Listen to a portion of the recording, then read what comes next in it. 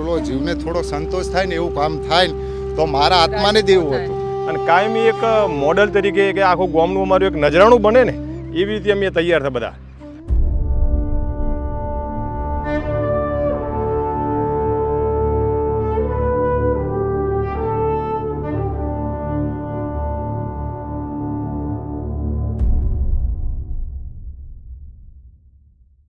આપણી આવનારી પેઢી માટે એને સાબદા પાણીના તળ આપીને જઈએ એવી વ્યવસ્થા જેમ ચગવાડા કરી રહ્યું છે એવું દરેક ગામ કરે અને ખાસ તો એના જલ મંદિરોનો જીર્ણોદ્ધાર કરે એવું ઈચ્છીએ છીએ. ગ્રેટા થનબર્ગ બહુ જ નાનકડી વયે એ દીકરીએ આખા વિશ્વના મહત્ત્વનો ફાળો ભજવ્યો છે.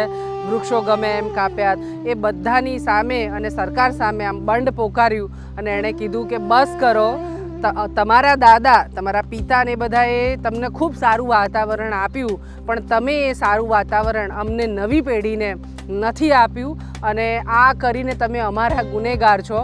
બીજું એણે એવું કીધું કે તમે બધું બગાડ્યું તો રિપેરિંગનું કામ અમે શું કામ કરીએ, એમ તમે બગાડ્યું છે તો તમે આ બધું કરો. આપણા નાના બાળકો આપણને આવું ન કે એ માટે ચેતવાની જરૂર છે. અને આ વાત હું કરું, આમ તો ગ્રેટા થનબર્ગથી લઈને અનેક પર્યાવરણવિદો આવી વાત કરે પણ મને ચગવાડા વાવથરાદનું નાનકડું ગામ અને એના આગેવાન છે કમલેશભાઈ, એમણે પણ આ જ વાત કરી. સૃષ્ટિ અત્યારે ખબર છે વાતાવરણ ત્રણેય કોઈ ઋતુની કોઈ નક્કી નથી. ગ્લોબલ વોર્મિંગની અસર હોય આટલો મોટા મોટા ઉદ્યોગ સાથે તો કેટલી પેઢીને આપણને ખબર છે કે કેવી રીતે જીવન જીવવું, શું ના કરવું. એને આપણે પ્રેરણા લે તો જ આપણે ચીડી કરશે ને કે આપી આમ બેઠા છે વાવડશે ને કોણ કરશે. ચગવાડાનું આ તળાવ થઈ રહ્યું છે, કેવો ઉત્સાહ છે ને આમાં પાણી પણ આવવાનું નર્મદાનું, તો આખું આ તળાવને એનું કામ જોઈને રાજી પોગ્યો.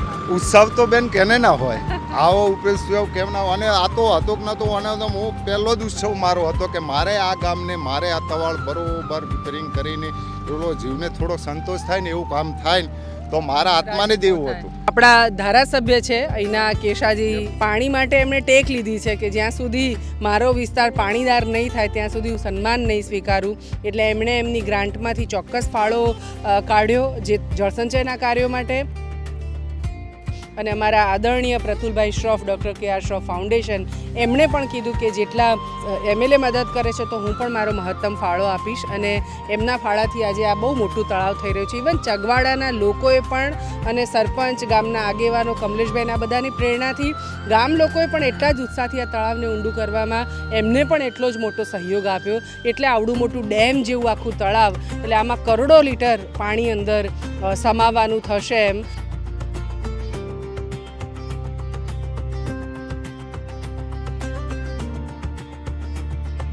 આપણે બધા આ બાબતમાં બેન અમે હંમેશ કોઈ પણ કાર્ય કરવા માટે અમે તૈયાર. અને તાલની આજુબાજુ ફેન્સિંગ વાળે વૃક્ષો બધું ટનાટન એમ. એટલે અમે ગોમ આ બાબતે કાયમી તમારી ખૂબ સાથે સહકાર અને કાયમી હંમેશ એમ. એટલે અમે ગોમ આખું એટલું બધું ખુશ છીએ કે પોણી આ તળાવ આખું ડેમ જેવું બને અને કાયમી એક મોડલ તરીકે કે આખું ગોમનું અમારું એક નજરાણું બને ને એવી રીતે અમે તૈયાર છે બધા.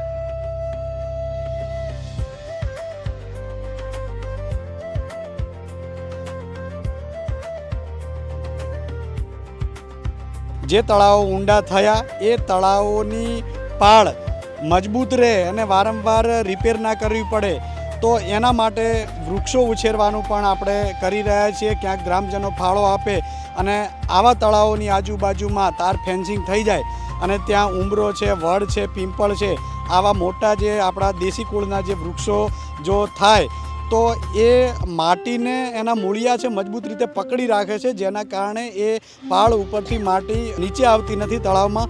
એટલે દરેક ગામ લોકોએ આ કામ કરવું જોઈએ, જેના કારણે તળાવની આજુબાજુમાં ગ્રીન વોલ તૈયાર થશે.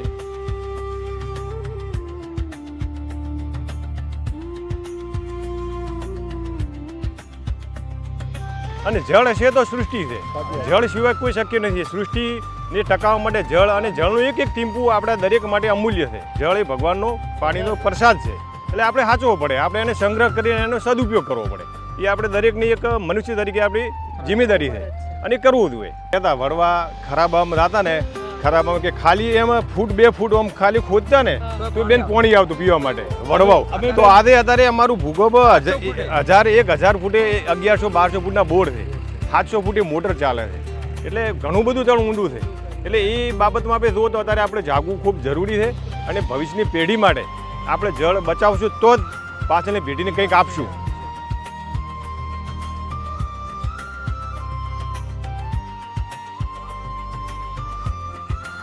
દરેક ગામ જાગે અને આપણી આવનારી પેઢી માટે એને સાબદા પાણીના તળ આપીને જઈએ એવી વ્યવસ્થા જેમ ચગવાડા કરી રહ્યું છે એવું દરેક ગામ કરે અને ખાસ તો એના જલમંદિરોનો જીર્ણોદ્ધાર કરે એવું ઈચ્છીએ છીએ.